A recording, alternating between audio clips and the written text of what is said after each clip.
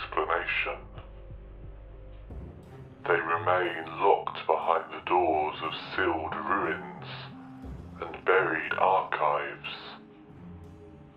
forgotten by time but not by those who were there. This is the story of the St. Dominic's Children's Choir, a performance that, for those in attendance, became their last.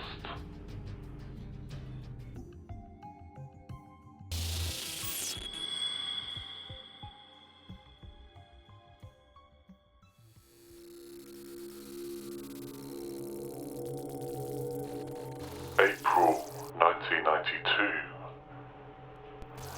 St. Dominic's Children's Choir prepared for what was meant to be a simple recital, a performance for their families and friends, in the modest confines of St. Dominic's Church.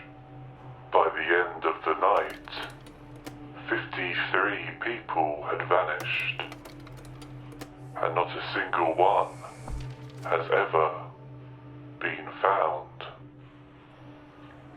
The incident has since been labelled the resonance collapse, but what truly happened that night defies simple explanations.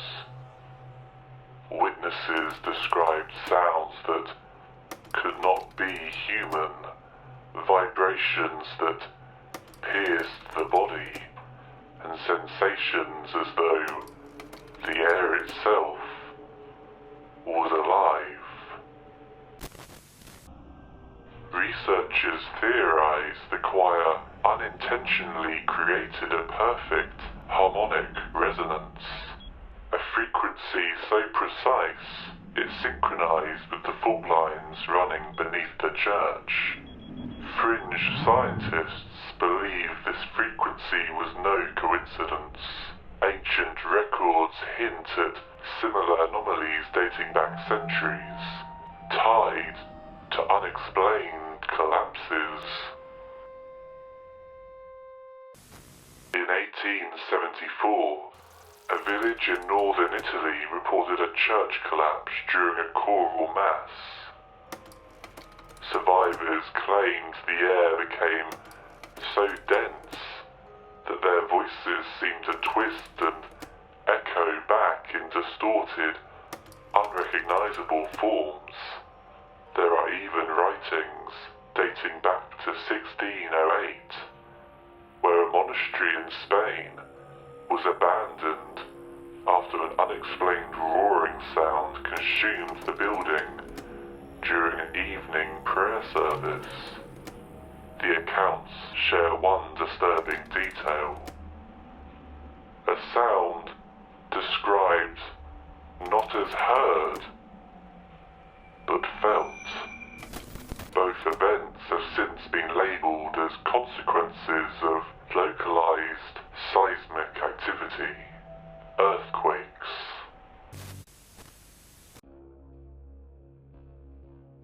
At St. Dominic's, this resonance grew stronger, strong enough to rupture stone, to open something beneath the church that should never have been disturbed. Survivors spoke of a void, something endless, shifting. One described it as an open wound in the earth itself, pulsating with light and shadow. Another simply called it a doorway. It was like their voices stopped being human. The sound filled the air and then the ground, like it was alive.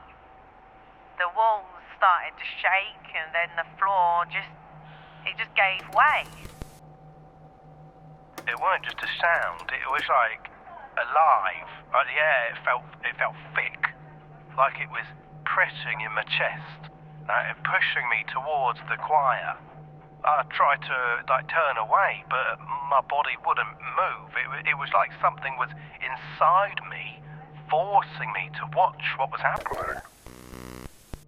Eyewitnesses reported the children's voices warping into inhuman sounds, their mouths impossibly wide as blood poured from their ears and eyes. Bottomless chasm filled with bright structures. It was like they were organic but also mechanical. It's hard to explain if you didn't see it. So many people were screaming. I wasn't close enough to the hole to actually fall in. I was lucky. But I could feel myself being pulled towards it by something. Not something I could see, though, but it was pulling me in. I'm just... None of the choir members were ever recovered. The few survivors claim their voices lingered, heard faintly beneath the earth, days after the collapse. The British authorities then arrived, sealing off the site permanently. Reports from nearby residents persist to this day. Most dismiss the accounts as folklore, paranoia, or even grief. But some of the classified documents recovered from various sources begin to tell a different story. In the weeks following the resonance collapse, initial investigations revealed phenomena that defied natural explanation. Dr. Alice Hartwell explains more in her incident report. The collapse's geometry was unlike any ordinary seismic event. Stress points appeared to align perfectly, as though the destruction was orchestrated rather than incidental. Footage retrieved from the site apparently shows fleeting glimpses of geometric shapes within the void, although this footage has never been released to the public. But perhaps the most unsettling discovery was the lingering resonance. As already mentioned, witnesses and first responders spoke of faint echoes of the children's hymn, audible even days after the collapse. Audio equipment brought near the site malfunctioned inexplicably, rendering the sound basically impossible to capture. 5 responders suffered auditory trauma and reported vivid hallucinations, figures resembling children appearing briefly at the edge of their vision. Investigators described a void beneath the church as a wound in the earth, something endless, shifting, and alive.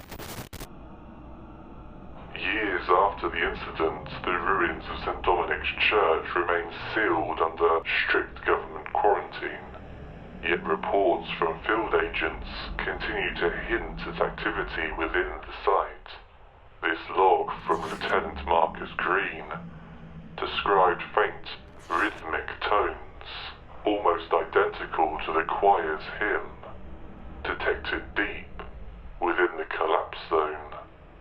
Thermal imaging captured fleeting heat signatures, vague, humanoid forms appearing near ground zero before vanishing without a trace.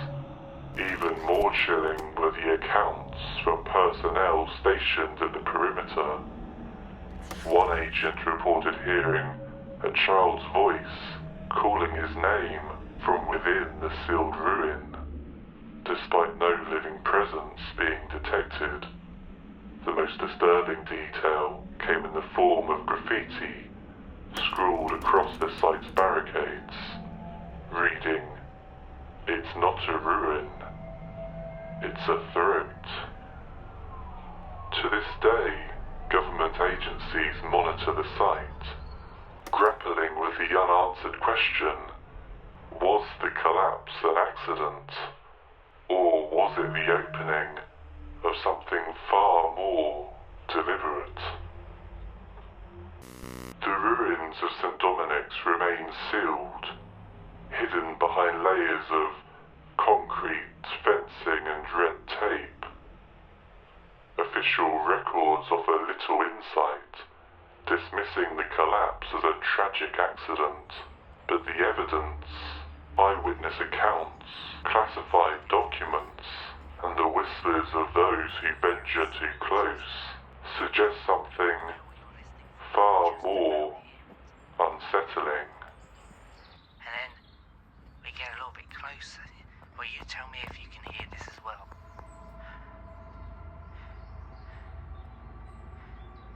Yeah, you hear that? That's them. Some believe it was a freak event, a cosmic accident. Others think it was a doorway, intentionally opened, and now waiting for someone or something to pass through again. Whatever the truth may be, one thing is certain. The song of St. Dominic's choir did not end that night. It merely changed.